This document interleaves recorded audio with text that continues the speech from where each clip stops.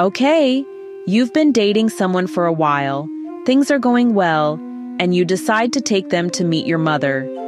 She takes one look at your partner and decides she hates them. Then, because the universe loves drama, your partner accidentally breaks a family heirloom that's been around longer than your entire bloodline. Oh, and did I mention there will be betrayal, revenge, a ghost, and murder? Welcome back to the channel. Today, we're diving into one of the most dramatic love stories ever written. One that starts with romance and ends with heartbreak, scandal, and tragedy. Buckle up because this story is about to get messy.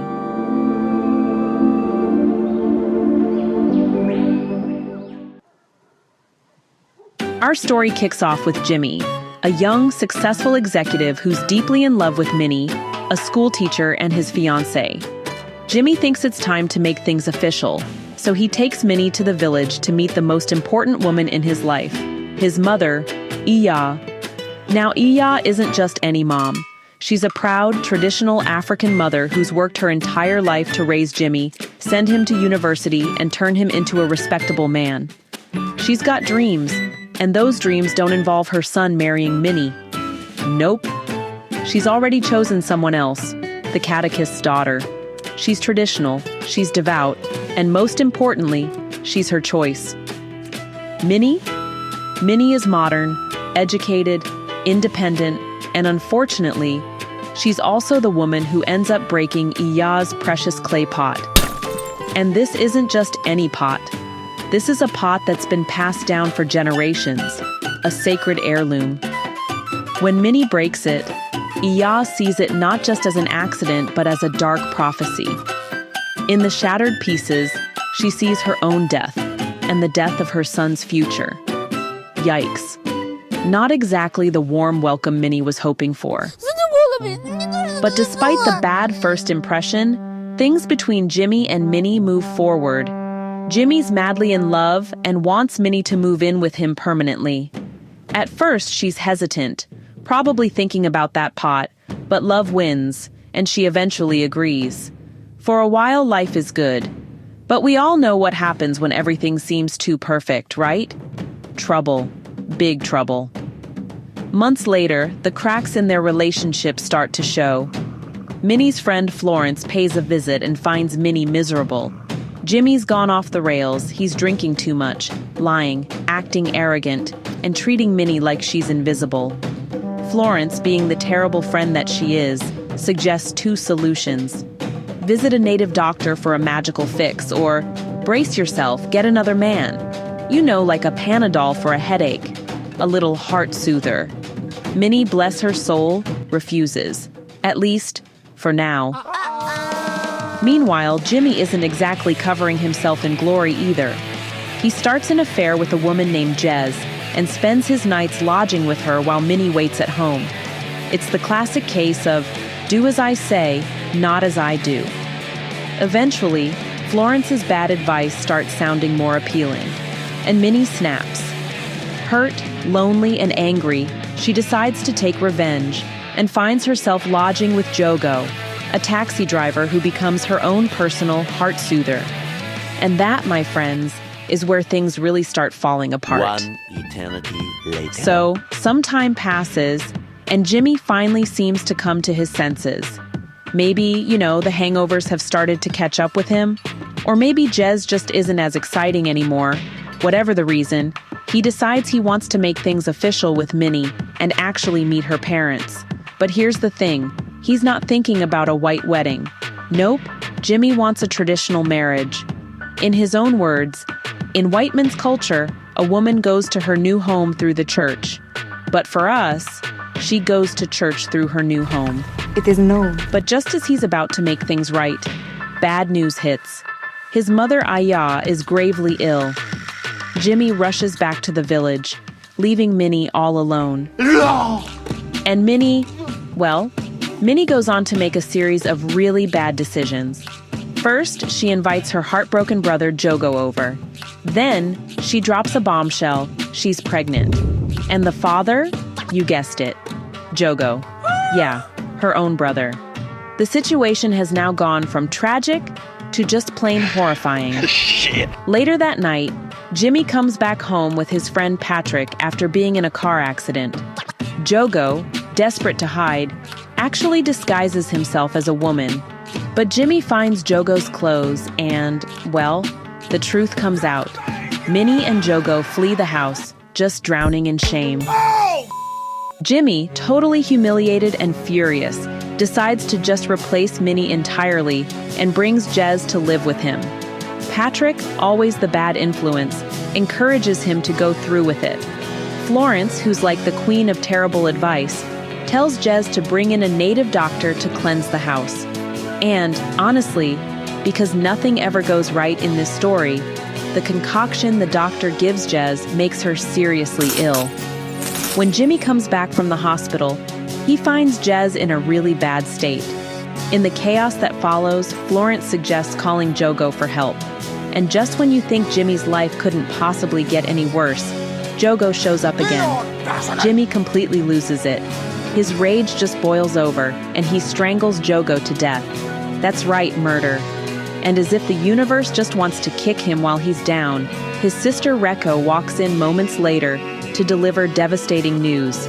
Their mother Iyaa has died, and in a haunting final moment, her ghost appears, mourning the broken pot, the symbol of everything that's gone wrong. And that, my friends, is the whirlwind story of the Heart Soothers by Sylvester Onzivua, a story where one broken pot sets off a chain reaction of betrayal, revenge, death, and tragedy. But beyond the chaos and the heartbreak, this play is doing something much deeper. The Heart Soothers is a powerful exploration of the clash between tradition and modern civilization in a contemporary African context. It's not just a love story gone wrong, it's a mirror held up to society, asking us hard questions about culture, values, and relationships. Should parents still have a say in who we marry? Can educated women truly fit into traditional village life? Is a church wedding more legitimate than a traditional one? And perhaps most importantly, does infidelity ever actually solve marital problems? Or does it just make everything worse? Through the character of Iyaa, the playwright reminds us of the importance of preserving our cultural heritage. But he also warns us not to cling so tightly to tradition that we reject the positive aspects of change. Jimmy and Minnie aren't just characters, they're symbols of two worlds colliding.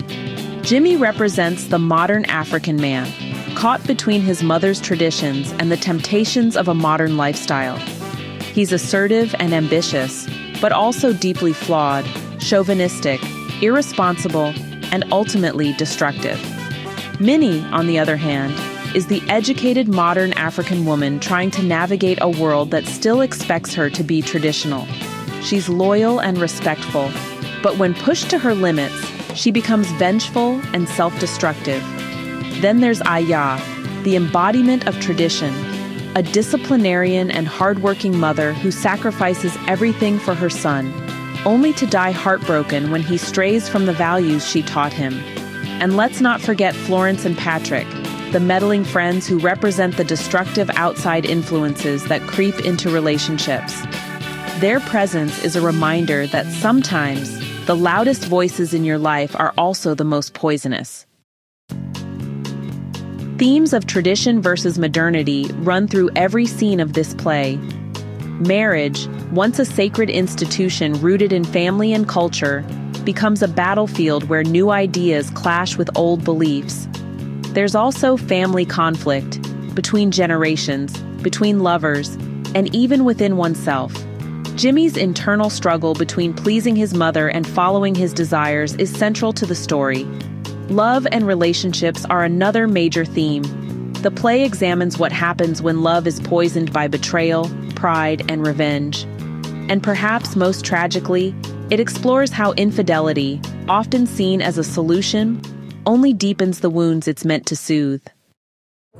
At its heart, The Heart Soothers is a cautionary tale. It shows us that the solutions people chase when their hearts are hurting, affairs, revenge, deceit, rarely heal anything. They just create deeper scars. Jimmy seeks comfort in Jez. Minnie seeks comfort in Jogo. Both of them end up broken, and in the end, everyone loses. This play is more than just a story about two lovers gone astray. It's a reflection of society itself.